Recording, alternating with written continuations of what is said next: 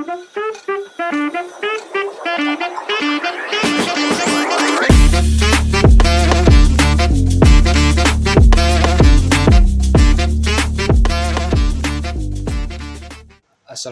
warahmatullahi wabarakatuh.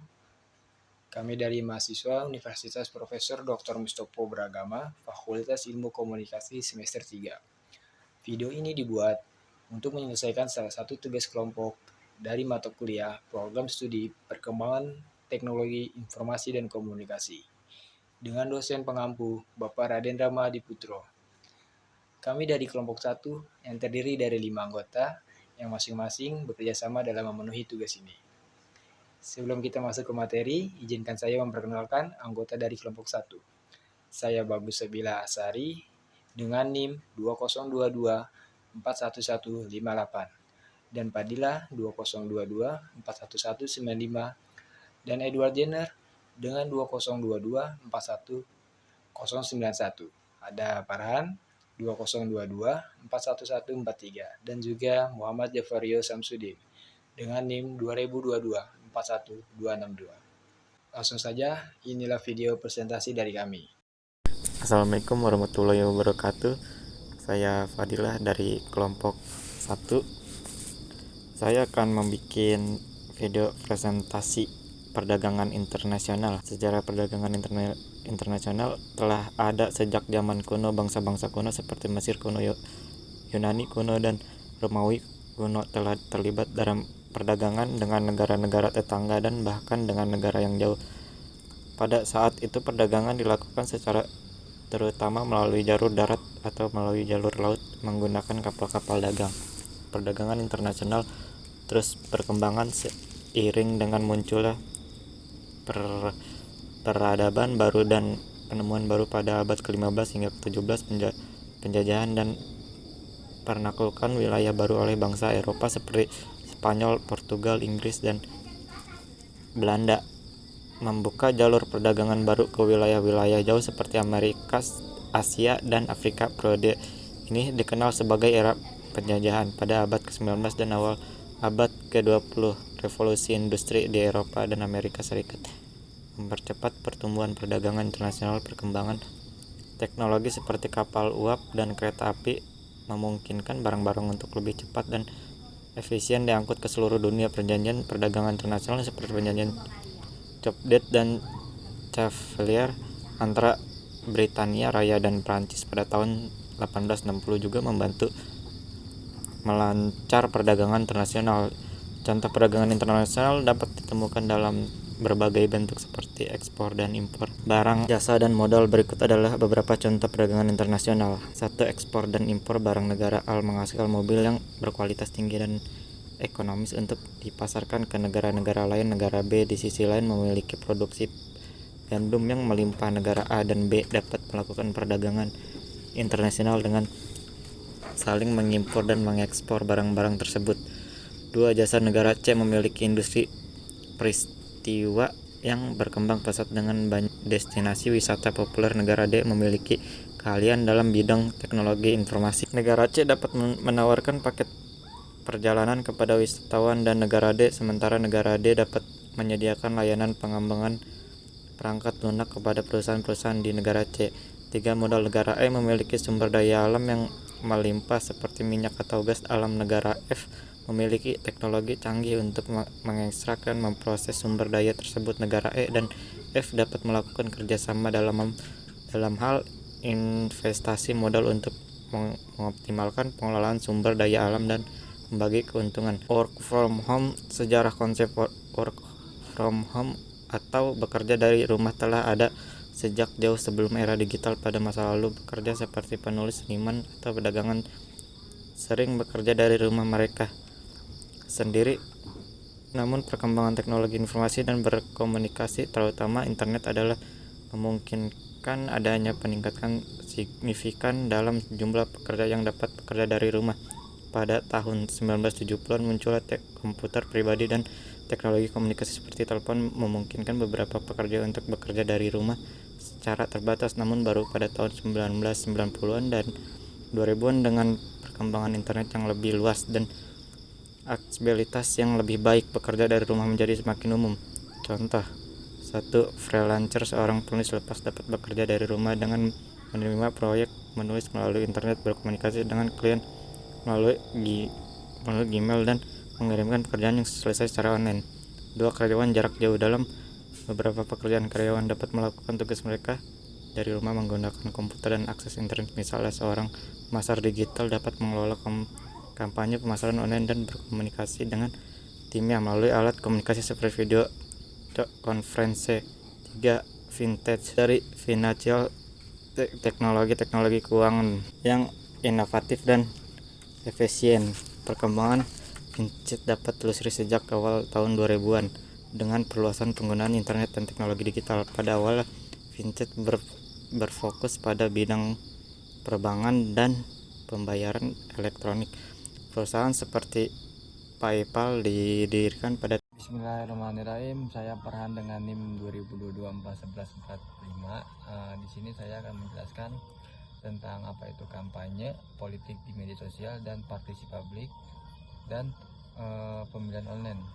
Nah, dari sini kasusnya saya akan menjelaskan tentang kampanye dulu.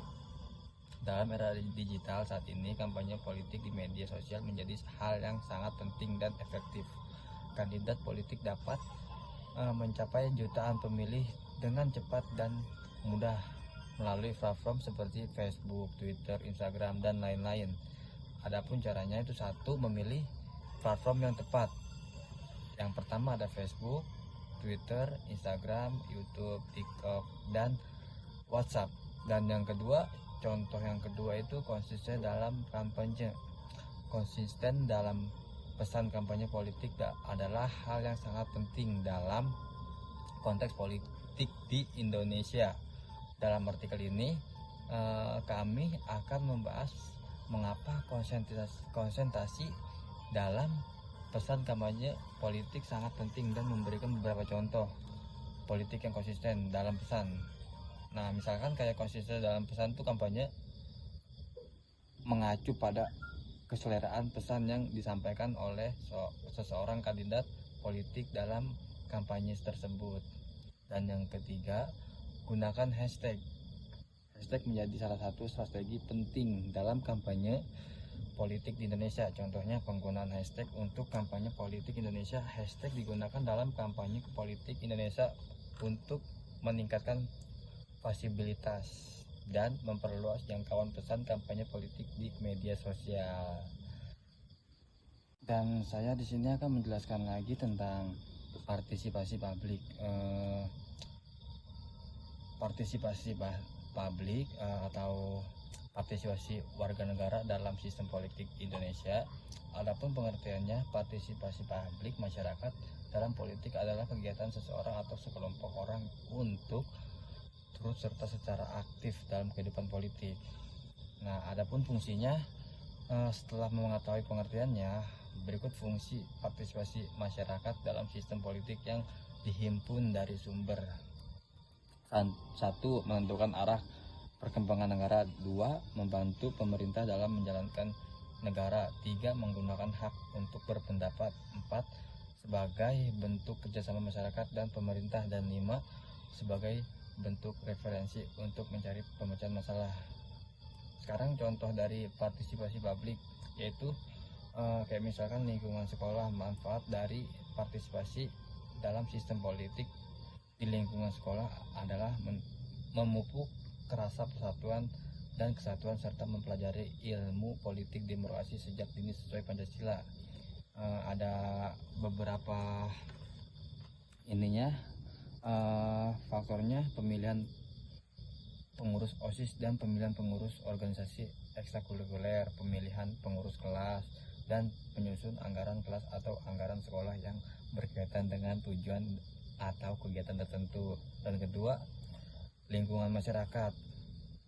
Manfaat dari partisipasi dalam sistem politik di lingkungan masyarakat adalah menciptakan masyarakat yang harmonis, demokratis, dan terjaga persatuan dan kesatuannya.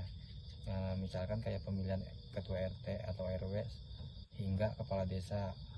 Terus ada lagi musyawarah mufakat untuk menyelesaikan masalah di masyarakat. Dan yang terakhir ada menyampaikan pendapat dengan baik dan santun serta memaksakan pendapat. Dan lingkungan keluarga ada lagi manfaat partisipasi dalam sistem politik di lingkungan keluarga adalah menciptakan suasana rumah dan keluarga yang damai. Ya, misalkan penentuan anggaran dasar keluarga yang diputuskan bersama-sama. Dan yang kedua, penyelesaian masalah secara dengan demokratis dan kekeluargaan. Dan yang ketiga, memusyawarahkan mufakat antar keluarga. Dan yang terakhir ada pemilihan online atau yang disebut kasusnya. Saya di sini tidak menemukan kasusnya, tapi secara ini aplikasi e-voting untuk smartphone dan PC survei jadi lebih mudah, kayak untuk pemilihan online dengan cara aplikasinya dan bisa menggunakan secara di handphone. Dan yang pertama aplikasinya itu ada Google Form aplikasi survei untuk format yang sederhana dan mudah akses adalah Google Form. Aplikasi Google ini fitur yang disediakan untuk voting sudah sangat banyak, seperti fitur pengelola kuesioner yang aksesibelnya hingga fitur untuk menaruh gambar atau video pada saat melakukan voting online atau pemilihan. Dan yang kedua ada All Everywhere. Di sini aplikasi ada di Play Store. Selanjutnya bisa untuk melakukan voting virtual, sudah tersedia di perangkat Android, di laptop maupun di segala macam, ya enggak, anjay. Yang ketiga ada Polpop. Aplikasi ini juga ada di Play Store. Selain kedua aplikasi voting yang di atas, Polpop juga bisa kamu andalkan untuk melakukan survei. Terdapat yang menarik seperti fitur komen pada paling hingga fitur biodata pada pengguna yang mengikuti proses voting online atau yang disebut pemilihan online. Terima kasih. Selamat pagi, saya Edward Gainer dengan NIM 20224141091. Di sini saya akan menjelaskan tentang perkembangan teknologi komunikasi di bidang pendidikan. Ada beberapa perkembangan teknologi komunikasi yang mempengaruhi pendidikan. Yang pertama ada akses internet yang luas, yaitu adalah penyebaran internet yang luas telah mengubah cara kita mengakses informasi.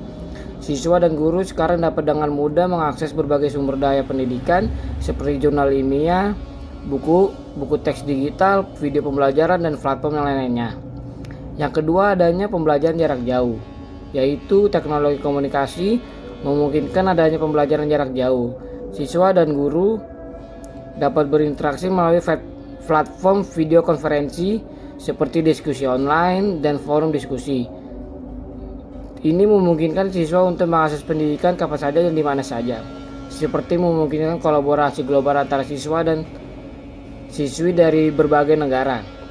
Yang ketiga adanya pengguna aplikasi mobile. Aplikasi mobile telah mengubah cara belajar dan mengajar. Ada banyak aplikasi yang tersedia untuk mendukung pembelajaran, contohnya seperti aplikasi kuis, aplikasi kamus, aplikasi matematika, dan banyak lagi. Aplikasi mobile juga memungkinkan siswa dan guru untuk berkomunikasi secara real time dan membagikan materi pembelajaran. Yang keempat adanya pembelajaran berbasis game. Teknologi komunikasi telah digunakan dalam pengembangan pendidikan berbasis game. Pendekatan ini menghubungkan unsur-unsur permainan ke dalam pembelajaran untuk membuat lebih menarik dan interaktif. Pembelajaran game pendidikan, siswa dapat belajar dengan cara menyenangkan dan mendapatkan umpan balik instan. Yang kelima adanya media sosial. Media sosial telah memainkan peran penting dalam pendidikan. Guru dan siswa dapat menggunakan platform media sosial untuk berbagai ide, pengalaman, dan sumber daya pembelajaran. Ini juga memungkinkan koneksi dengan ahli dan profesional di bidang tertentu, sehingga siswa dapat belajar dari mereka. Berikutnya ada keterjangkauan perangkat teknologi. Perkembangan teknologi komunikasi telah menyebabkan penurunan harga perangkat teknologi seperti komputer, laptop, dan tablet. Hal ini membuat perangkat ini lebih terjangkau dan dapat diakses oleh banyak siswa dan guru, sehingga memungkinkan mereka untuk memanfaatkan dalam proses pembelajaran. Berikutnya, perkembangan teknologi komunikasi dalam bidang pendidikan ini telah membawa banyak manfaat, seperti peningkatan aksesibilitas, interaksi yang lebih mudah antara siswa dan guru, serta pengalaman belajar melalui berbagai sumber daya digital. Namun penting juga untuk memperhatikan tantangan seperti kesenjangan akses, keamanan data, dan penggunaan teknologi dengan bijak dalam konteks pendidikan. Berikut penjelasan perkembangan teknologi dalam bidang pendidikan dari saya. Terima kasih. Perkembangan teknologi informasi dan komunikasi telah mengubah secara mendasar dari cara kita hidup, bekerja, dan berinteraksi dalam masyarakat.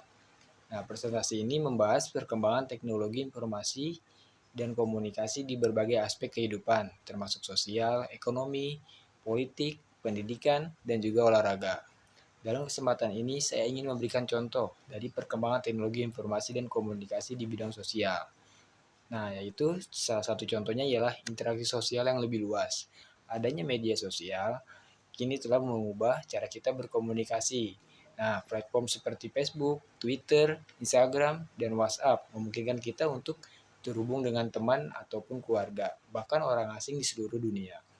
Ini telah membuka pintu untuk interaksi sosial yang lebih luas, memungkinkan orang untuk tetap terhubung dengan teman dan keluarga yang berada jauh, serta berinteraksi dengan orang-orang yang memiliki minat dan pandangan yang sama. Dan juga ada pengaruh media sosial pada kebudayaan.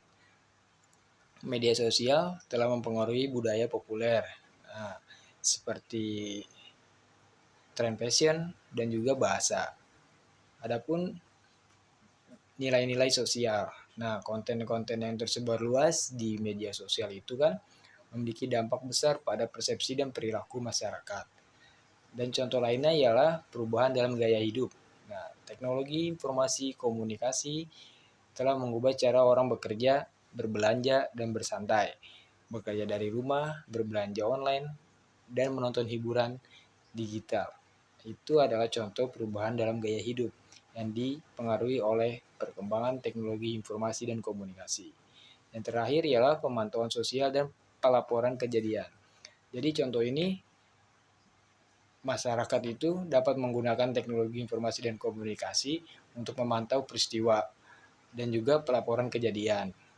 Masyarakat dapat menggunakan teknologi informasi dan komunikasi untuk memantau peristiwa sosial dan juga untuk melaporkan informasi secara real time gitu. Ini telah memainkan peran penting dalam memantau hak asasi manusia dalam kejahatan di lingkungan, di jalan, dan juga kejadian sosial lainnya gitu kan. Terima kasih. Nama Muhammad Jafario Syamsuddin. NIM 202241262. Bidang olahraga. 1. Kamera dan drone. Perkembangan teknologi komunikasi dalam bidang olahraga adalah salah satunya kamera dan drone. Teknologi ini telah mengubah cara kita mengambil gambar, merekam video, dan berkomunikasi dengan dunia. Dalam perkembangan ini telah menghadirkan peluang baru dan mengubah banyak aspek kehidupan kita, mulai dari fotografi hingga aplikasi profesional dan industri. Teknologi kamera dan drone terus berkembang dan kita dapat mengharapkan inovasi lebih lanjut di waktu yang akan datang. 2. E-sport. E-sport atau olahraga elektronik adalah industri yang berkembang pesat yang melibatkan kompetisi video game di tingkat profesional. Perkembangan teknologi komunikasi telah mempunyai dampak yang signifikan pada e-sport, baik dalam hal penyiaran, komunikasi antara pemain dan tim, serta interaksi dengan penonton. Perkembangan ini telah mengubah e-sport dari hobi menjadi industri multimiliar dolar yang berkembang pesat. Dalam perkembangan teknologi terbaru ini, ada beberapa teknologi e-sport yang akan digunakan, seperti A. Penyiaran dan streaming. Platform streaming seperti Twitch, YouTube Gaming, dan Facebook Gaming telah menjadi tempat utama untuk menonton pertandingan e-sport. Penyiaran berkualitas tinggi dengan kemampuan streaming multiple, sudut pandang kamera yang dapat diubah oleh penonton, serta interaksi langsung dengan penonton. Ini juga telah menjadi salah satu norma. B. Kemampuan interaksi dan sosial. Selanjutnya, ini ada kaitannya dengan sebelumnya. Setelah melalui penyiaran dan streaming tersebut, mereka telah melihat chat atau komentar langsung, dan serta bisa berinteraksi dengan pemain melalui platform streaming dan memberikan juga pengalaman sosial yang kuat kepada penonton. Mereka dapat juga berinteraksi dengan pemain favorit mereka, mengajukan pertanyaan, serta memberikan dukungan. Selanjutnya, C. Kamera pemain dan teknologi AR atau VR. Kamera pemain mengambil gambar pemain dan wajah mereka selama pertandingan, memberikan wawasan emosional kepada penonton juga. Dan teknologi augmented reality atau biasa disebut dengan AR dan virtual reality atau biasa disebut juga dengan VR digunakan untuk menciptakan pengalaman yang lebih mendalam menonton pertandingan tersebut. 3. Teknologi wearable. Perkembangan teknologi komunikasi selanjutnya adalah wearable device atau perangkat yang dapat dikenakan. Teknologi ini telah menghadirkan inovasi signifikan dalam hal pemantauan kesehatan, konektivitas, dan kenyamanan. Perkembangan ini telah mengubah cara kita menjalani gaya hidup dan mengelola kesehatan, serta memberikan fungsionalitas yang semakin canggih dalam perangkat yang dapat dikenakan. Dengan adanya teknologi ini, pemain dan atlet profesional menggunakan perangkat wearable seperti sensor pemantau detak jantung, pelacak aktivitas fisik, dan pelacak GPS untuk memantau kinerja mereka dan mengidentifikasi perbaikan area. Dengan adanya teknologi ini akan terus berlanjutnya inovasi dan perangkat akan dikenakan terus menjadi bagian penting dalam teknologi komunikasi dan pemantauan kesehatan di masa depan. Sekian dari presentasi kelompok kami. Terima kasih atas ketenangan Anda dalam mengikuti presentasi ini. Semoga presentasi ini dapat menambahkan wawasan Anda. Dan apabila ada tutur kata yang kurang berkenan di hati, mohon dimaafkan.